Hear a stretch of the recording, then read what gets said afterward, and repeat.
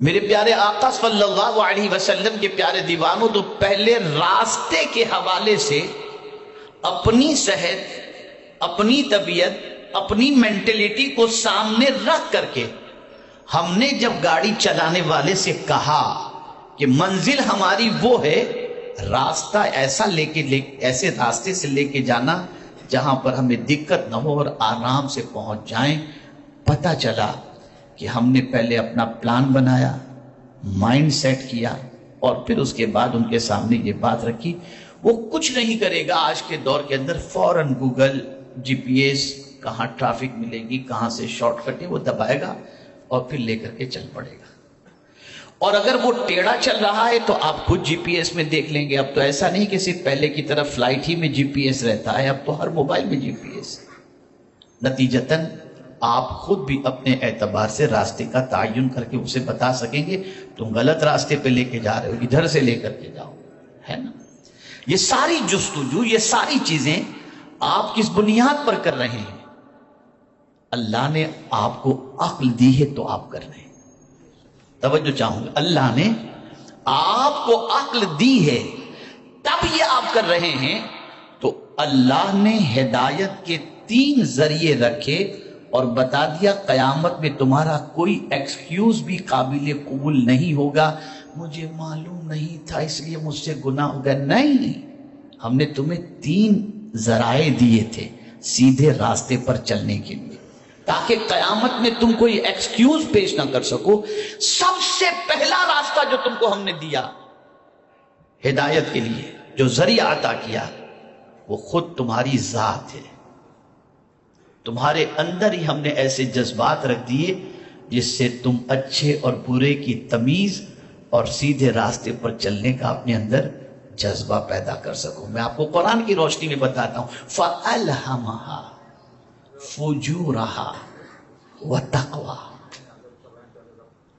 میرے پیارے آقا صلی اللہ تعالی علیہ وسلم کے پیارے دیوانوں، اللہ نے الہام فرما دیا برائی کے حوالے سے بھی اور تقوی کے حوالے سے۔ آپ کہیں گے میری سمجھ میں بات نہیں، میں سمجھا دیتا ہوں، بہت ایزی سمجھا دوں۔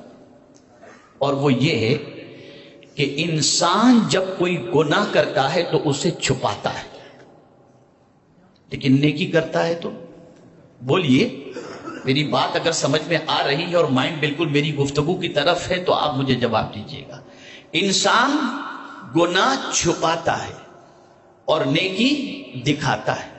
سوال یہ پیدا ہوتا ہے کہ گناہ چھپانے کے بارے میں کس نے کہا؟ ضمیر کہہ رہا ہے۔ تو گناہ بتائے گا تو ذلیل ہو جائے گا۔ تیرے گناہ کے بارے میں لوگوں کو خبر ہوگی تو لوگ تجھ سے نفرت کریں گے۔ تو یہ اندر سے جو آواز آتی ہے، یہ اللہ کی طرف سے ایک ہمیں سیدھا راستہ دکھانے کے لیے اللہ نے ہماری طبیعت کے اندر یہ بات رکھی ہے کہ میرے بندے، میں نے تجھے جج کرنے کی اور تجھے تمیز کرنے کی صلاحیت دے دی ہے، اور یہ چیز تیرے اندر میں نے رکھ دی ہے تاکہ تو اچھے اور برے کی تمیز پیدا اپنی زندگی میں کر سکے۔ اس کو دوسرے اینگل سے سمجھایا، وَهَدَيْنَاهُ النَّجْدَيْنِ، ہم نے ان کو خیر و شر دونوں کی راہ دی۔ مفسرین کی تفسیر کے اندر نجدین سے یہ بھی آیا ہے 2 ابری ہوئی چیز۔ نجد کو نجد اس لیے کہتے ہیں کہ وہ ابھرا ہوا ہے، ٹھیک ہے نا؟ 2 ابری ہوئی چیز کی طرف ہم نے ان کو ہدایت دی۔ کیا مطلب؟ ایک بچہ جو ماں کے پیٹ کے اندر، کوئی اس کو کھلانے پلانے والا کس طریقے سے وہ جیتا ہے وہ وہی جانتا ہے، لیکن ماں کے پیٹ سے نکل کر سیدھا ماں کے پستان کو چوسنا شروع کر دیتا ہے۔ یا اللہ، اس بچے کو کیسے پتا چلا کہ ماں کے پستان میں اس کی غذا ہے؟ تو قرآن جواب دیتا ہے ہم نے اس کو یہ ہدایت دی، ہم نے اس کو یہ راستہ دکھایا، ہم نے اس کو ہدایت دی۔ تو میرے پیارے آقا صلی اللہ علیہ وسلم کے پیارے دیوانوں، کوئی ایکسکیوز پیش نہیں کر سکتا کہ مجھے معلوم نہیں تھا۔ ہر آدمی کے انٹرنل جذبات کے اندر، اس کے نفس کے اندر، اس کی ذات کے اندر، اس کی فیلنگ کے اندر اللہ عز و جل نے اچھائی اور برائی کے بارے میں تمیز رکھ دی۔ اس لیے میری یہ بات یہاں پر جو پڑھے لکھے ہیں وہ اچھی طرح سے ذہن میں رکھیں، گناہ کر کے انسان ڈپریشن میں چلا جاتا ہے اور نیکی کر کے انسان فریش ہو جایا کرتا ہے۔ گناہ انسان کو بزدل کر دیتا ہے اور نیکی انسان کو طاقتور کر دیتی ہے۔ تو اے رسول اعظم صلی اللہ علیہ وسلم کے پیارے دیوانوں، اللہ نے ہمارے وجود میں یہ چیز رکھی۔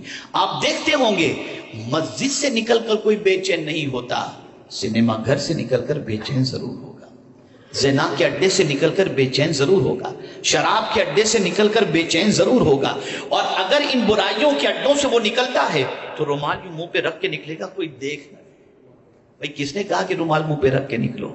ضمیر کہہ رہا ہے کہ تو اچھا کام کر کے نہیں آ رہا۔ یہ ضمیر کے اندر صلاحیت کس نے پیدا کی؟ اس قادر مطلق نے پیدا کر دی، تاکہ کوئی ایکسکیوز نہ رہے، کوئی بہانہ نہ رہے کہ مجھے معلوم نہیں تھا۔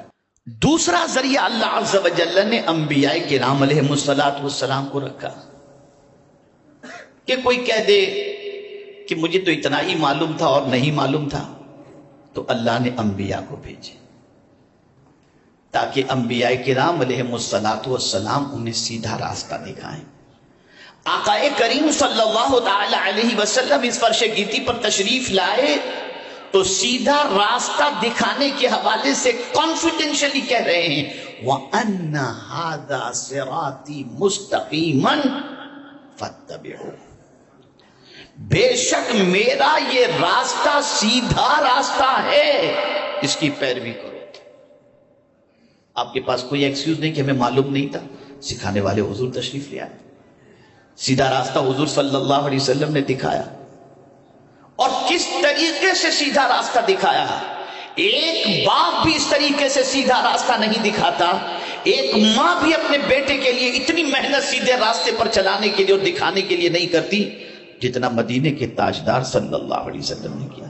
پتھر کھائے، امت کو سیدھا راستہ دکھایا، کانٹوں پر چلے، امت کو سیدھا راستہ دکھایا، لفظوں کے تیر برداشت کیے، امت کو سیدھا راستہ دکھایا، تاکہ یہ امت سیدھے راستے پر چل کر اپنی دنیا بھی سنوار لے اور اپنی آخرت بھی سنوار لے۔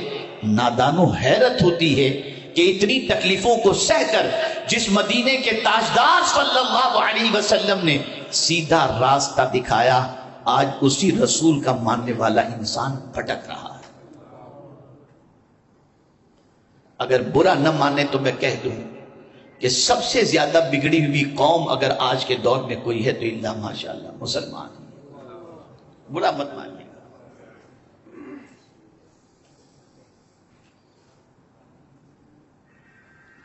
اللہ کے رسول صلی اللہ علیہ وسلم نے سیدھا راستہ دکھایا، اور اسی لیے قرآن نے کہا کہ اگر تم ہدایت پانا چاہتے ہو فَاتَّبِعُوهُ لَعَلَّكُمْ تَهْتَدُونَ، میرے محبوب کے پیچھے پیچھے چلو تاکہ تمہیں ہدایت نصیب ہو جائے۔ اور پھر کمال کی بات اللہ اکبر، میں جب سورہ فاتحہ کو پڑھتا ہوں اور اس اینگل سے دیکھتا ہوں تو میری عقل دنگ رہ جاتی ہے کہ آپ دیکھیں جہاں ہم نے یہ کہہ دیا ایاک نعبد و ایاک نستعین، بے شک ہم تیری ہی عبادت کرتے ہیں اور تجھی سے مدد مانگتے ہیں، اتنا کہنے کے بعد اب اللہ سکھا رہا ہے اب مجھ سے مانگنا نا، میری مدد مانگے ہو نا اور میری عبادت کرتے ہو نا اور کرنے کی بات کر رہے ہو نا، اب مجھ سے دعا کرو۔ تو کیا دعا کرو؟ تو کہا کہو اہدنا الصراط المستقیم، ہم کو سیدھے راستے پر چلا۔ اور پھر بتا دیا ہیرو ہیروئن کو مت دیکھنا، میں تم کو بتاتا ہوں کہ سیدھا راستہ کون سا ہے، کس راستے پر چلو گے تو مجھے پالو گے۔ تو فرمایا کہو صراط الذین انعمت علیہم، ان کے راستے پر چلا جن پر تیرا انعام نازل ہوا۔ اور پھر بتا دیا کہ انبیاء، صدیقین، شہداء اور صالحین یہ وہ جماعت ہے کہ ان کے راستے پر چلو گے تو بھٹک نہیں سکتے، منزل مقصود تک تم پہنچ جاؤ گے۔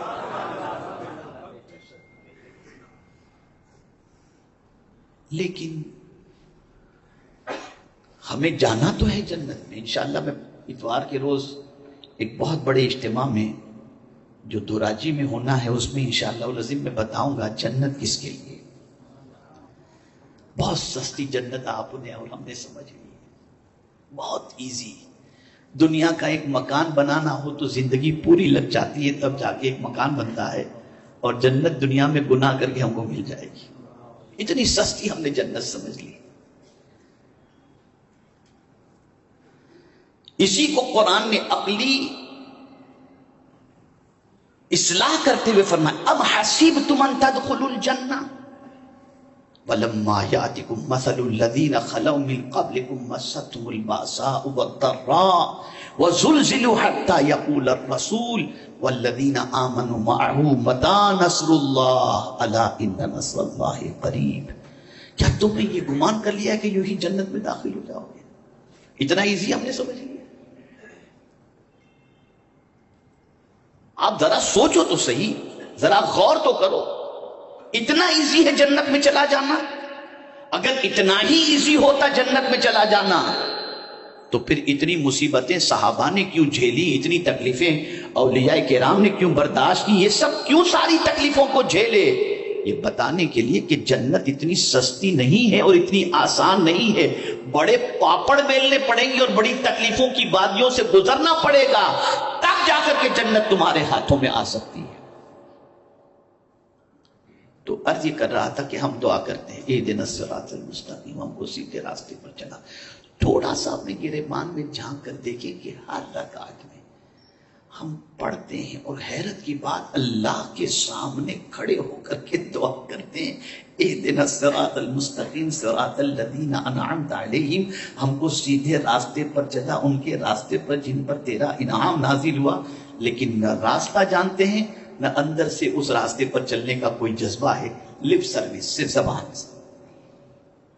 کیا کبھی زندگی میں آپ نے ایسی بھی نماز ادا کی کہ جب اہدنا الصراط المستقیم اور صراط الذین انعمت علیہم پڑھے ہوں تو اندر سے ضمیر یہ کہے کہ اب باہر نکل کر میں گمراہوں کے راستے پر نہیں، میں اس راستے پر چلوں گا جو اللہ والوں کا راستہ تھا؟ شاید زندگی میں کوئی نماز ایسی ہماری ہوئی ہو. بلکہ حال تو یہ ہوتا ہے کہ مسجد کی ٹوپی پہن کر مسجد میں نماز پڑھے اور باہر نکل کر کوئی لڑکی نکلی تو گھورنا شروع کر دی. اتنی دیر بھی نماز کا اثر نہ رہا.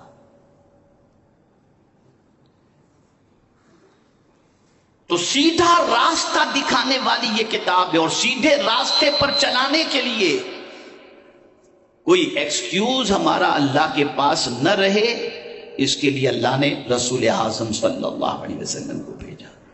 پیغمبر رحمت صلی اللہ علیہ وسلم کے حوالے سے فرمایا من یطع الرسول فقد اطاع اللہ، جس نے رسول کی اطاعت کی اس نے اللہ کی اطاعت کی. ومن یطع اللہ ورسولہ فقد فاز فوزا عظیما، جس نے اللہ اور اس کے رسول کی اطاعت کی بے شک اس نے بڑی کامیابی حاصل کر لی.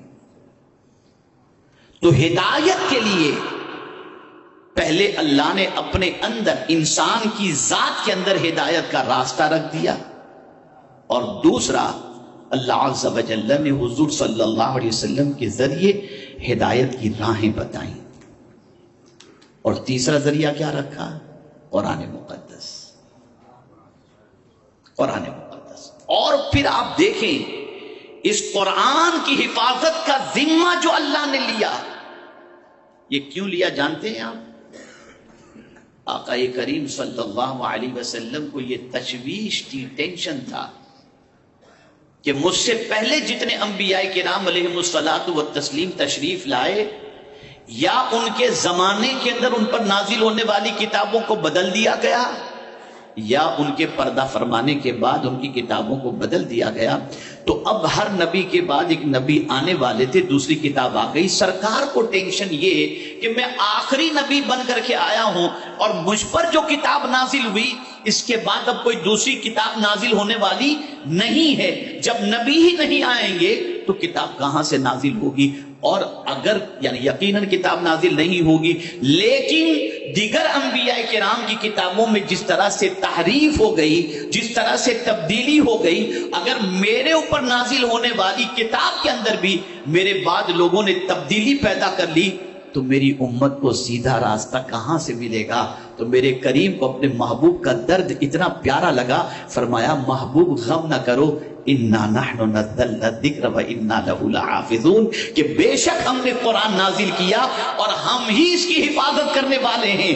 پہلے کے انبیاء کی کتابوں میں تبدیلی ہو گئی اس لیے کہ ہم نے اس کی حفاظت کا ذمہ نہیں لیا تھا، لیکن اے محبوب قرآن کی حفاظت کا ہم ذمہ لیتے ہیں، جیسا نازل ہوا تھا تب سے لے کر قیامت تک یہ کتاب ایسی ہی رہے، تاکہ یہ امت ہدایت پا سکے، یہ امت سیدھے راستے پر چل سکے، اس امت کو بھٹکنے کی ضرورت نہ ہو اس کتاب کی۔ اسی لیے قرآن نے کہا شہر رمضان الذی انزل فیہ القرآن ھدی للناس، اسی لیے قرآن نے کہا ھدی للمتقین، اسی لیے قرآن نے کہا ان ھذا القرآن یہدی للتی ہی اقوم۔ اب یہ مختصر تمہیدی گفتگو کے بعد صرف ہائی لائٹ کچھ باتیں آپ کے ذہن کے اندر بٹھا دوں۔ یا اللہ، ہم مسلمان ہیں، ہمیں اندر سے ہمارا ضمیر بھی بتاتا ہے کہ بھلا اور برا کیا ہے، پھر بھی ہم بھٹک جاتے ہیں۔ ہمیں یہ بھی معلوم ہے کہ حضور نے کس چیز سے بچنے کے لیے کہا ہے، ہمیں یہ بھی معلوم ہے کہ قرآن نے کس چیز سے بچنے کے لیے کہا ہے، پھر ہم سیدھے راستے پر کیوں نہیں چل پاتے؟ آخر ہمیں کیوں راستہ نہیں ملتا؟ تو پھر قرآن نے مینشن کیا کہ راستہ ملتا کسے ہے؟ تم اپنے اندر وہ صلاحیت پیدا کر لو، تمہیں راستہ مل جائے گا۔ ایک چھوٹا سا ایگزامپل میں آپ کو بتاؤں، ہاتھ گاڑی چلانے والا کہے کہ میں ڈاکٹر کیسے نہیں بن سکتا، تو اس کو کہا جائے گا تو ڈاکٹر بننا چاہتا ہے نا، پہلے یہ کتابیں پڑھ، ایگزام اسکول کے اندر ایڈمیشن لے، یہ سارے پروسیجر کر، تو بھی ڈاکٹر بن جائے گا۔ لیکن تم بول کے میں پارٹی والا بن کر کے ڈاکٹر بنوں، یہ مزدوری کروں گا لیکن پڑھوں گا لکھوں گا کہ نہیں ڈاکٹر بن جاؤں گا، تو نہیں۔ ایسے ہی قرآن نے کچھ اوصاف بتائے کہ اگر وہ اوصاف تمہارے اندر پیدا ہو گئے تو پھر یہ قرآن تمہیں اس طرح سے راستہ دکھائے گا کہ دنیا کی کوئی چیز تمہیں اس طریقے سے راستہ دکھا ہی نہیں سکتی، بلکہ اونٹ کی رسی بھی گم جائے تو تم قرآن سے تلاش کرنے کی صلاحیت اپنے اندر پیدا کرو۔ وہ کون سی چیز ہے؟ تو میرے پیارے آقا صلی اللہ علیہ وسلم کے پیارے دیوانوں، قرآن نے واضح طور پر فرمایا کہ یہ کس کے لیے ہے؟ ہدی ورحمۃ للمؤمنین، مومنین کے لیے۔ آپ کہیں گے میں بھی مومن ہوں، بس اپنے مومن ہونے کے حوالے سے ایک آیت کے اعتبار سے کہ ہم پورے مومن ہیں، کچے مومن ہیں، نام کے مومن ہیں، کیسے مومن ہیں، صرف ایک آیت کے ذریعے سمجھیں۔ میں کسی مفتی صاحب کا فتویٰ نہیں دے رہا ہوں، میں قرآن کا ڈائریکشن، ایک آیت اللہ نے واضح طور پر فرمایا انما المؤمنون الذین اذا ذکر اللہ وجلت قلوبهم واذا تلیت علیہم آیاتہ زادتہم ایمانا۔ مومن تو وہی ہے، یہ اللہ کا فتویٰ ہے، یہ اللہ کا فرمان ہے، مومن تو وہی ہے جس کے سامنے اللہ ذکر کیا جائے تو اس کا دل کانپنے لگتا ہے، یہ مومن ہے۔ کانپتا ہے کبھی ہمارا دل؟ اور جب کانپے گا نہیں تو راستہ ملے گا کیسے؟ اور صحابہ کی پوری زندگی دیکھ لیجئے، ان کے سامنے لفظ اللہ کہا جاتا تھا کانپ اٹھتے تھے،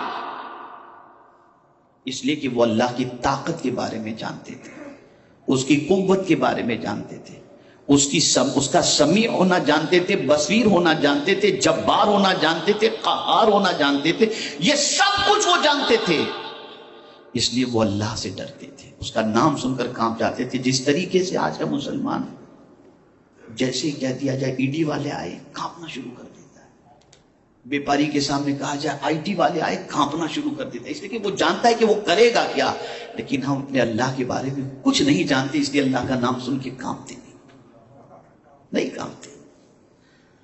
اگر ہم جان لیتے کہ اللہ کون ہے، اس کی طاقت و قوت کیا ہے، تو جب کبھی اللہ کہا جاتا تو اندر سے ضمیر کہتا سنبھل کر کے۔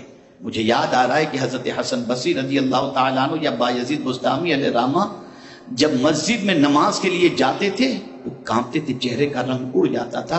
کسی نے پوچھا حضور کہیں اور جانے کے لیے آپ اس طریقے سے زرد چہرہ آپ کا نہیں ہوتا، مسجد میں جب جانا ہوتا ہے تو آپ کا چہرہ اتنا زرد کیوں ہوتا ہے؟ فرماتے تجھے کیا معلوم ہے کس کے گھر میں جا رہا ہوں، کس کے گھر جا رہا ہوں، تجھے کیا معلوم؟ یہ کیفیت اس وقت ہوتی ہے جب معرفت توحید نصیب ہو جائے، معرفت الہی نصیب ہو جائے۔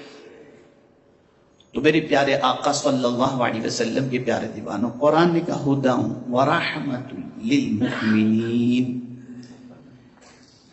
اسی طریقے سے یہ کتاب کس کے لیے ہدایت کی ہے؟ ہدی للمتقین، اللہ سے ڈرنے والوں کے لیے یہ کتاب ہدایت کی کتاب ہے۔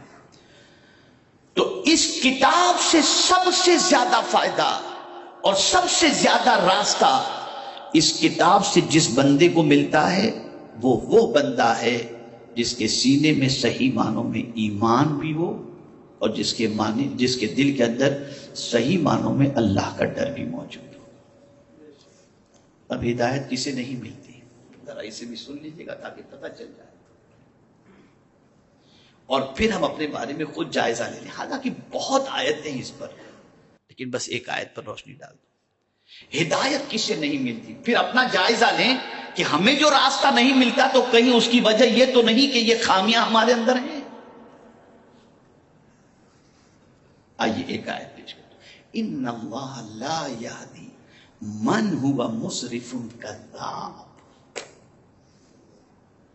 اللہ فرماتا ہے بے شک اللہ اسے ہدایت نہیں دیتا، راستہ نہیں دکھاتا جو فضول خرچی کرنے والا ہو اور بہت جھوٹ بولنے والا ہو۔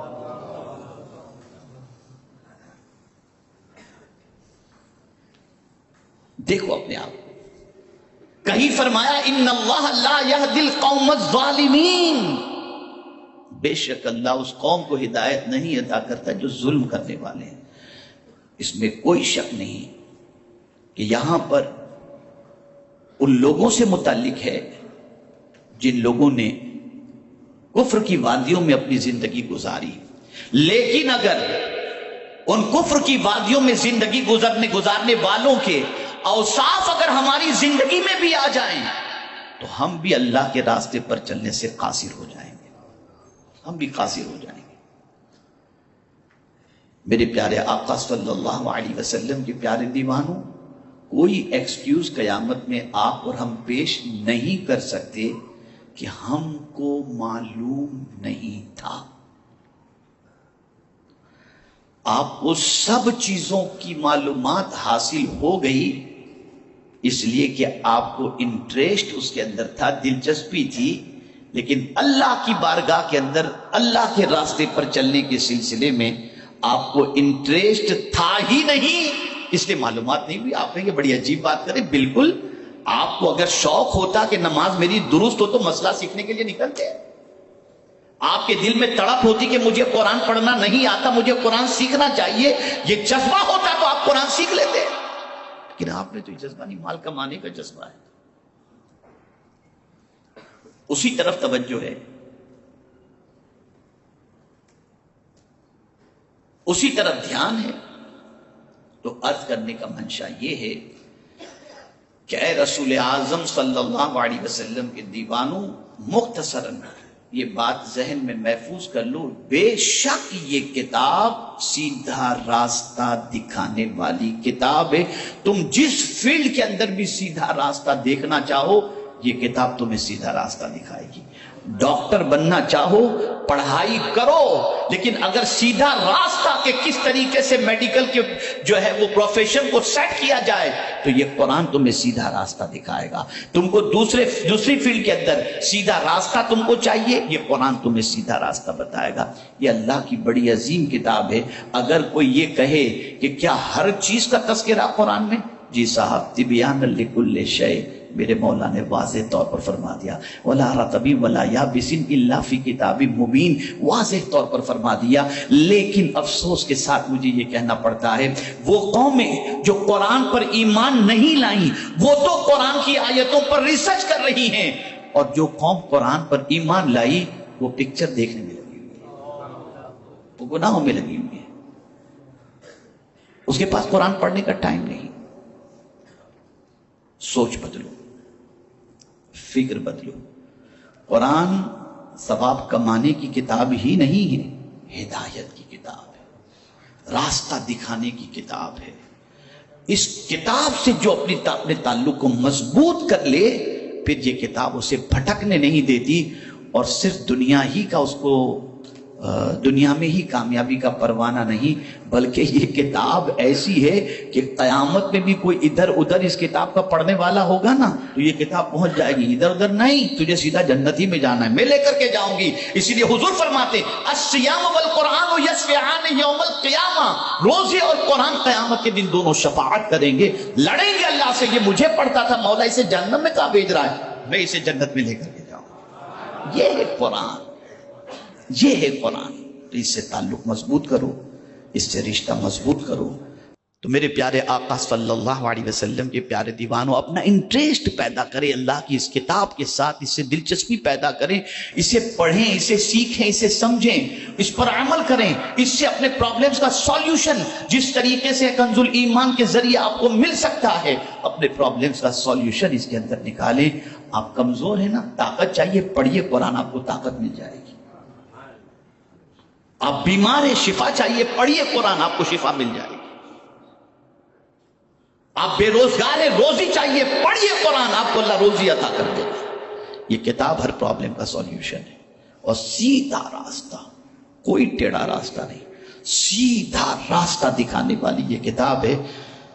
اللہ رب العزت جل جلالہ، آقا کریم رؤوف الرحیم علیہ التحیۃ والتسلیم کے صدقہ و طفیل ہم سب کو قرآن کی گائیڈ لائن کو فالو کرنے کی توفیق عطا فرمائے، اس کے بتائے ہوئے راستے پر چلنے کی توفیق عطا فرمائے، اور ہمیں رجوع الی القرآن کی توفیق نصیب فرمائے.